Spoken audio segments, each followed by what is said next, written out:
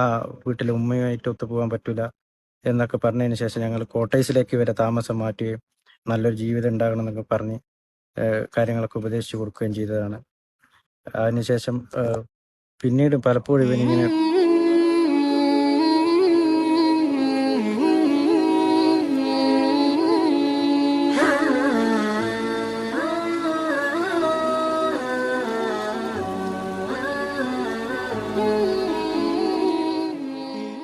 അസ്സലാമു അലൈക്കും. Welcome back to Wisal media. ഞാൻ ഫക്രുദ്ദീൻ പന്താവൂർ.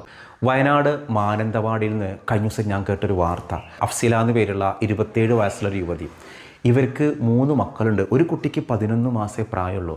പക്ഷേ അഫ്സലൊന്നും ജീവനോടെ ഇല്ല. വിവാഹം കഴിഞ്ഞ് ഇവർ ഭർത്താവിൻ്റെ കൂടെ താമസിക്കുമ്പോൾ ഒരുപാട് പ്രശ്നങ്ങൾ ഇവർക്കുണ്ടായിരുന്നു അത്രേ. പല തവണ മഹല്ല് കമ്മിറ്റി ഇടപെട്ടു, പ്രശ്നങ്ങൾക്ക് പരിഹാരം കണ്ടു. അങ്ങനെ പോലീസ് കേസായി, ഒരുപാട് SP അടക്കം ഇടപെട്ട് പരിഹരിച്ച കേസാണ്.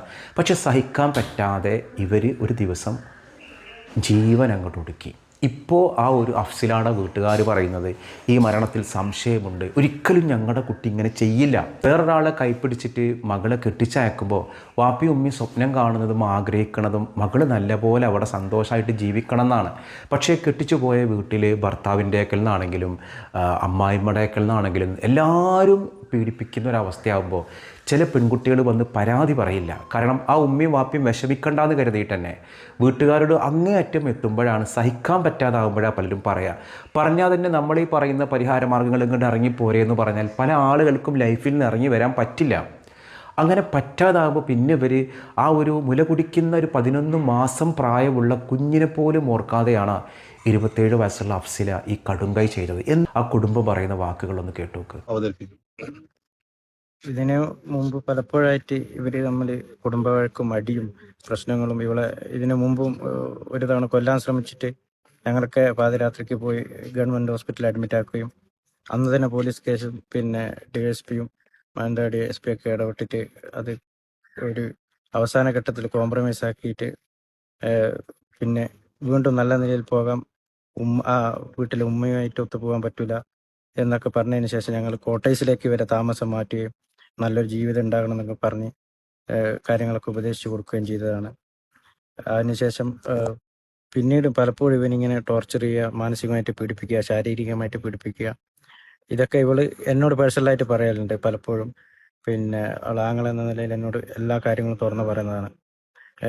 ഒരുപാട് വീക്ക്നെസ്സുകളുണ്ട്, ഇതൊക്കെയാണ് എൻ്റെ മുമ്പിൽ പിന്നെ ഞാനെങ്ങനെ ജീവിക്കും എന്നൊക്കെ പറഞ്ഞിട്ട് ഇവൾ പലപ്പോഴും പറഞ്ഞിട്ട് ഞങ്ങൾ ഒരു കുടുംബമല്ലേ എന്നൊക്കെ പറഞ്ഞിട്ട് സമാധാനിപ്പിച്ചു വിടലാണ്. പക്ഷെ ഇത് തുടർന്നുകൊണ്ടിരുന്ന അവസാനം ഉമ്മാൻ്റെയും കുടുംബക്കാരെ അനിയൻ്റെയും ഉപ്പാൻ്റെയും ഭർത്താവായ ജാബറിൻ്റെ ഒക്കെ പീഡനം സഹിക്കാൻ വയ്യാതാണ്. ഓളൊരിക്കലും ആത്മഹത്യ ചെയ്യില്ല, ഇത് 100% ഉറപ്പാണ്. ഇവളെ അപായപ്പെടുത്തിയതാണ് 100% ഉറപ്പാണ്. നാടകീയമായ കുറേ രംഗങ്ങൾ, അത്യാഹിത വിഭാഗത്തിൽ അഡ്മിറ്റ് ആവുകയും ഈ കേസിനെ വഴിതിരിച്ചു വിടാനുള്ള പല കാര്യങ്ങളും ഇവൻ ചെയ്തുകൊണ്ടിരിക്കുകയാണ്. ഒരു നിലക്കും ഇത് ജനങ്ങൾ ഏറ്റെടുക്കണം ഈ ഒരു വിഷയം. നമുക്ക് എന്ത് പ്രശ്നങ്ങൾ ഉണ്ടെങ്കിലും മഹല്ല് കമ്മിറ്റിയോ നാട്ടുകൂട്ടമോ അല്ലെങ്കിൽ ചില കാരണവന്മാരോ തീരുമാനം എടുക്കുമ്പോൾ ആ തീരുമാനം പാളിപ്പോകും 100% ഉറപ്പാണ്. നമ്മളൊരു പ്രൊഫഷണൽ കൗൺസിലിങ്ങിനെയാണ് സമീപിക്കേണ്ടത്. പിന്നെ ഡിവോഴ്സ് ആയാൽ പ്രശ്നം ആർക്കാണ്, പെണ്ണിനാണോ ആണിനാണോ എന്ന് ചോദിച്ചാൽ അത് ആണിനാണ്. ഒരു ഭാര്യയില്ലാതെ ഒരു ഭർത്താവിന് കൂടുതൽ കാലം ജീവിക്കാൻ പറ്റൂല സന്തോഷമായിട്ട്. പക്ഷേ ഭർത്താവില്ലാതെ ഒരു ഭാര്യയ്ക്ക് ജീവിക്കാം. നിങ്ങൾ നോക്കിയിട്ടുണ്ടോ ഭർത്താവില്ലാത്ത ഭാര്യമാർ ഹാപ്പിയാണോ എന്ന് ചോദിച്ചാൽ 100% അവർ ഹാപ്പിയാണ്. കാരണം അവരെല്ലെങ്കിലും ഈ കാര്യങ്ങളൊക്കെ ചെയ്യണം. ഇത് ഭർത്താവ് ഉണ്ടെങ്കിൽ ഭർത്താവിനും കുറേ കാര്യങ്ങൾ ചെയ്തു കൊടുക്കണം. ഇതിപ്പോൾ എന്ത് ചെയ്യുക, മക്കളുടെ കാര്യം നോക്കാം, സ്വന്തം കാര്യം നോക്കിയാൽ മതി, ഒരു ജോലിക്ക് പോയിട്ട് റാഹത്തായിട്ട് ജീവിക്കുക. പക്ഷേ അതിന് വീട്ടുകാരുടെ ഒരു ഷെൽട്ടറോ അല്ലെങ്കിൽ ഒരു സുരക്ഷിതത്വം. പിന്നെ നാട്ടുകാർ ചോദ്യം എന്തെങ്കിലും മറുപടി പറയണേ? ഒന്ന് ആലോചിച്ച് നോക്ക്. ഒരു സ്ത്രീ ഭർത്താവിൽ നിന്ന് ഡിവോഴ്സിയായി അല്ലെങ്കിൽ പിണങ്ങി വന്ന് ജീവിക്കുകയാണെങ്കിൽ ഭർത്താവിൻ്റെ ആവശ്യമില്ല എന്ന് തോന്നുകയാണെങ്കിൽ അവൾ ഹാപ്പിയാണ് ശരിക്കും വേണ്ടത്. കാരണം ഭർത്താവ് ഉണ്ടെന്നുണ്ടെങ്കിൽ തൻ്റെ ലൈഫിൻ്റെ നല്ലൊരു ഭാഗം ഭർത്താവിന് വേണ്ടി അതൊക്കെ സ്വന്തം കാര്യത്തിനും മക്കൾക്കും വേണ്ടി ചിലവഴിക്കുമ്പോൾ നല്ല മക്കളായിട്ട് മാറും. ഇനി ഭർത്താവിൻ്റെ കാര്യം ആലോചിച്ച് നോക്ക്, എന്തും മറ്റൊരാൾ ചെയ്തെന്നിട്ടാണ്. ഞാനൊരു സോഷ്യൽ റിയാലിറ്റിയാണ് ഞാൻ പറയണത് കേട്ടോ. എന്തും ഭാര്യനെ ഡിപ്പെൻഡ് ചെയ്തിട്ടാണ് ഭർത്താവ് ജീവിക്കേണ്ടാവുക.